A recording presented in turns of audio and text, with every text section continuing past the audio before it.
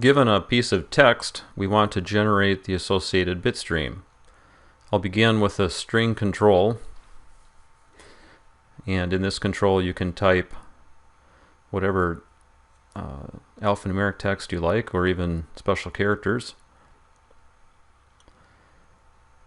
Now, to make some progress towards making the text look like a sequence of bits, I'll begin by converting each text value into its numerical equivalent.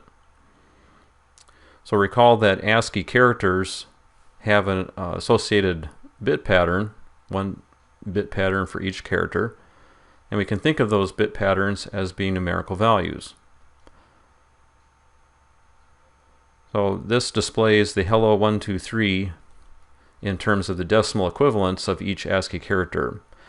If you have some familiarity with ASCII, you might be more comfortable actually looking at these in hexadecimal. In particular, the numerical characters 0 through 9 conveniently show up as hexadecimal 3 followed by the corresponding value, in this case 1, 2, and 3.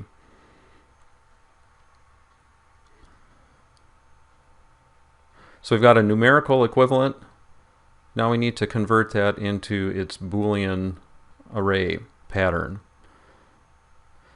Now we have an incompatible data type going on. Let's see if we can get a little bit of help here. It says the type of sync is an unsigned long, and apparently this conversion from numerical value to Boolean array does not support arrays of integers. Looks like it can only work one at a time. So I need to wrap the numerical value to array inside a for loop.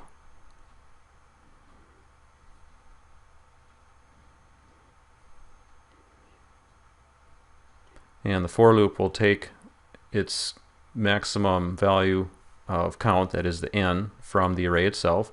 So we pick off each element of that array, convert it to a Boolean array, which is the binary pattern associated with that numerical value.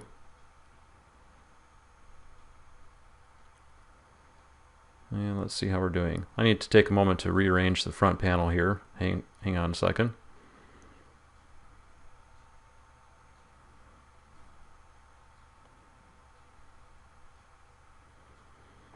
Alright, so we see each of the characters now translated into its binary pattern. To see how this is working out, offhand this doesn't exactly look like 68 hex expressed in binary, but if you realize that the least significant bit actually shows up on the left side, then we see that 6 would be 0, 1, 1, 0, and then hexadecimal 8 in binary looks like 1, 0, 0, 0. So again, least significant bit is associated with the 0 valued index of the array. So it may look backwards in the display, but as long as you keep that in mind, everything works out fine. Now to convert this 2D Boolean array into a bit stream, we need to first know how big the 2D array is in terms of both of its dimensions. So just to confirm this, we see that now we have 10 characters at 8 bits each. So with these two values in hand, that says we have a total of 80 bits that need to that would go into our output bit stream. We can use the array reshape node. So we take our 2D Boolean array. We need to then say this needs to get reshaped into a 1 by 80 result, or at least for the 80 bits that we have. So in general, if we take the product of the two dimensions being generated, or 2 dimensions of our Boolean array, and then use that as the length of our output bit stream, we're set. I guess this didn't actually connect. Let's try that again. Alright, there we go. So now we've got our one-dimensional bit stream being generated out the other side.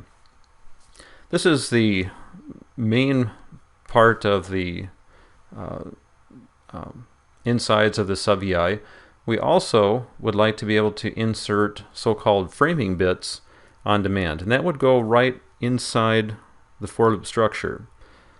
Since I'm a little bit short on horizontal space, I'm just going to talk about this externally, but again, realize that this is supposed to go inside the for loop structure.